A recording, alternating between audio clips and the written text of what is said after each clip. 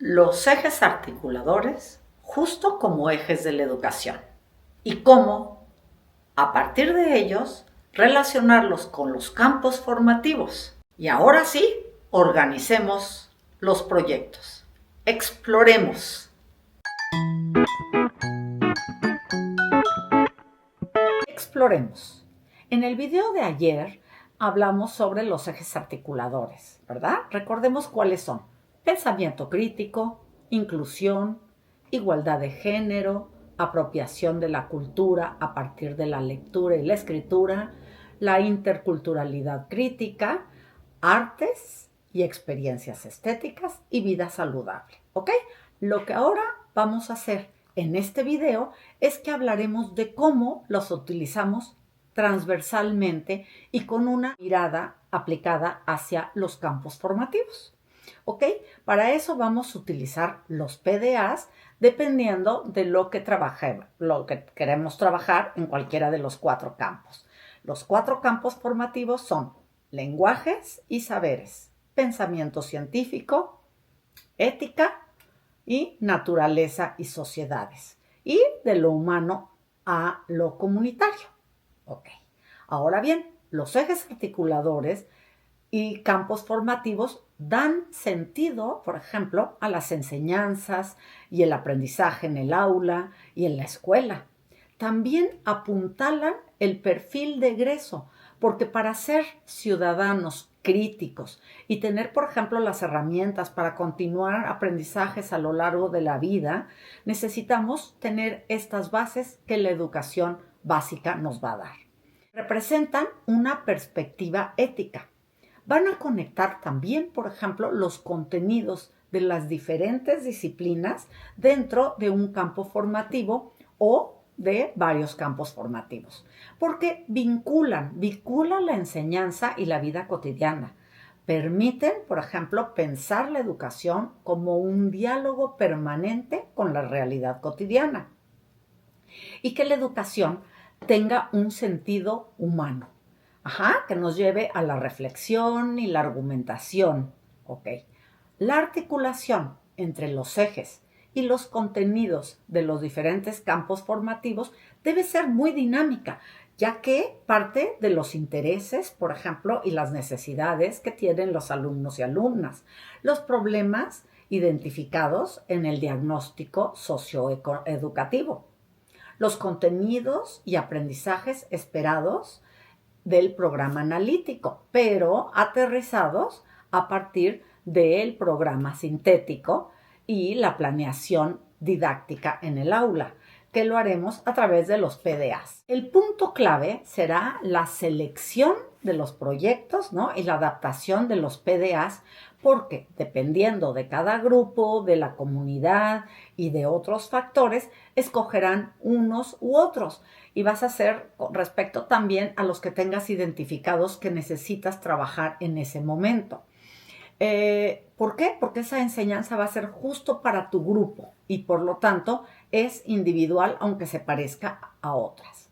Por ello se requiere la reflexión, el análisis y la forma en la que vayas aterrizándolo en la vida cotidiana, en la comunidad de tus alumnos y alumnas. Ahora bien, pensemos, por ejemplo, en un proyecto que abarque la forma de vida de la comunidad. ¿Qué tipo de viviendas? La zona urbana de la comunidad, ¿cómo es? ¿Es más urbana, menos urbana? ¿Cómo es su propia vivienda?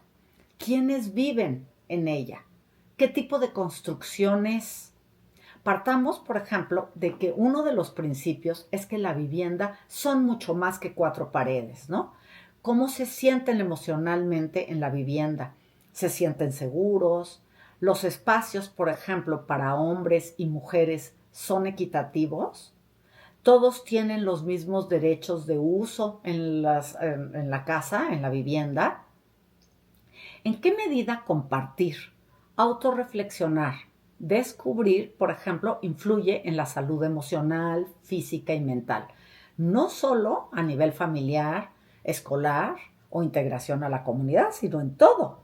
Hablemos también de cómo una autoestima positiva se construye cuando nuestro espacio vital es seguro. ¿Ok? Los ejes articuladores, por ejemplo, que estaríamos hablando, si lo hacemos en este planteamiento que les estoy haciendo, vamos a ver, por ejemplo, serían el eje articulador de inclusión, el de vida saludable, igualdad de género, ¿ok? Hice un video de vivienda y vean la foto. Al final les voy a poner el enlace. Y ahí les cuento cómo cuando yo iba, por ejemplo, en la primaria de mi escuela, hicimos un mural entre todos. ¿Qué tal, por ejemplo, si como parte del proyecto escolar hacen uno también para la escuela, un mural colectivo, además de que se volviera un proyecto de escuela, lo de viviendas?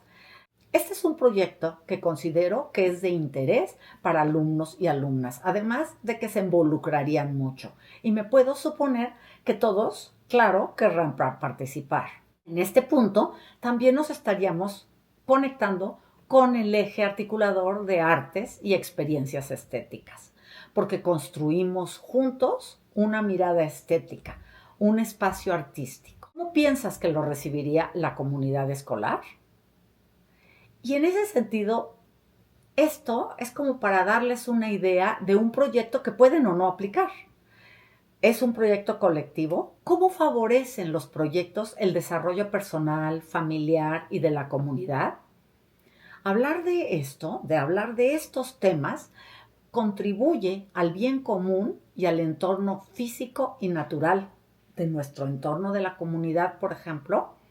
Pero ¿qué tal si dentro de nuestro proyecto los alumnos y las alumnas también construyen una encuesta que hacen a la comunidad sobre cómo son las viviendas, los diferentes factores que inciden en que sea buena para sus integrantes?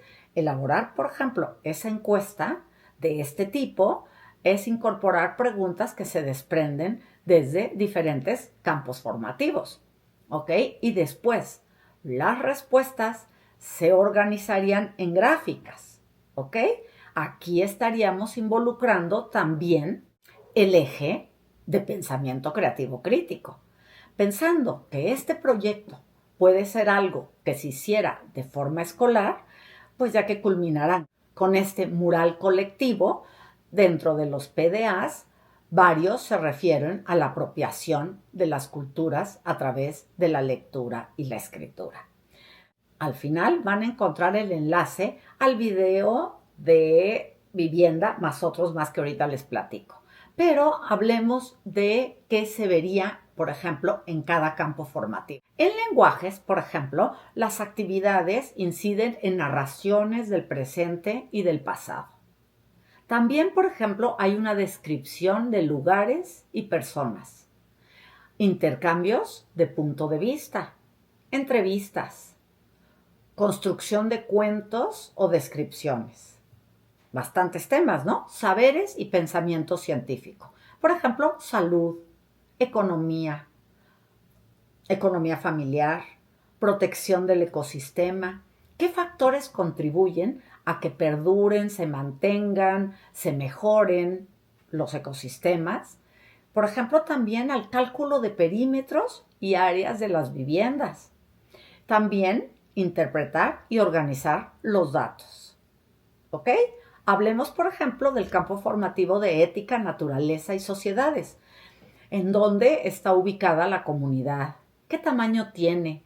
¿En qué lugar geográfico? En relación, por ejemplo, al estado, ¿dónde está? En relación al país.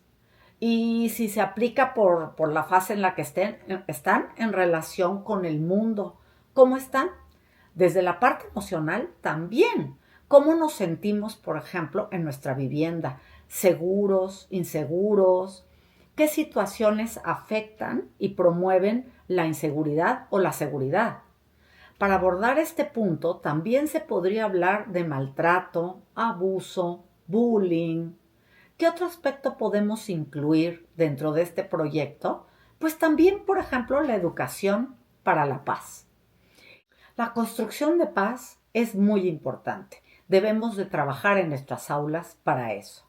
En el campo, por ejemplo, formativo de lo humano y lo comunitario, se puede abordar cómo las familias ayudan a construir un espacio de afecto, protección y cuidado. pero también, por ejemplo, el reconocer las necesidades propias y del otro y el sentido de pertenencia. Todo esto es muy importante y tiene mucha importancia y relación con las emociones, que son aspectos del área y de la parte socioemocional, que también les había propuesto abordar.